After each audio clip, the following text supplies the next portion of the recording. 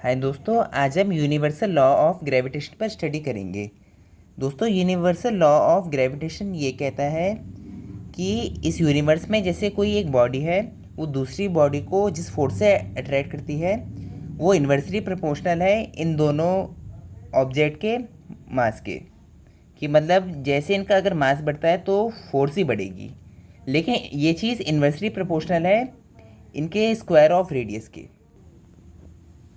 कि जैसे अगर इनका स्क्वायर ऑफ रेडियस जो है अगर इंक्रीज़ करता है तो फिर यहाँ पे जो फोर्स है वो डिक्रीज़ करेगी। तो फिर ये जैसे इन्वर्सली प्रोपोर्शनल है कि एक चीज़ के बढ़ने से दूसरी चीज़ घट रही है।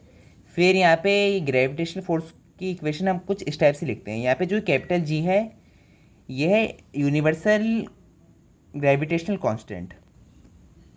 दोस्तों, ये कैपिटल जी जो है ये न्यूमेरिकली इक्वल है फोर्स ऑफ ग्रेविटेशन के। कि जो अगर कोई दो ऑब्जेक्ट हैं किसी यूनिट मास के, उनके बीच में जितना भी ग्रेविटेशनल फोर्स लग रहा है तो फिर उसको हम इसे डिनोट कर देते हैं।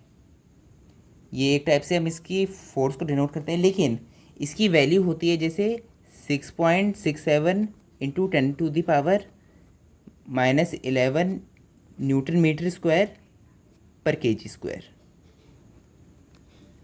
और ये वैल्यू जो है बहुत छोटी भी होती है।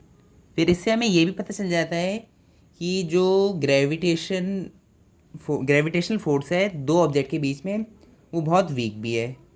कि हम ये ऐसे भी देख सकते हैं कि यहाँ पर ये दो ऑब्जेक्ट हैं, जैसे ये पेन का कैप है और ये जिस तरह पेन रखा हुआ है, ये भी ऐसे अट्रैक्ट नहीं कर रहे हैं। वो चीज़ लगे कि ये थोड़ा सर्कुलर शेप में है तो फिर इसलिए मूव कर गया, लेकिन ये भी ऐसे अट्रैक्ट नहीं करेंगे क्योंकि इनकी ग्रेविटेशनल फोर्स अभी इतनी स्ट्रांग नहीं है, बहुत वीक है, इसलिए ऐसा हुआ। Thank you, hope you like my explanation.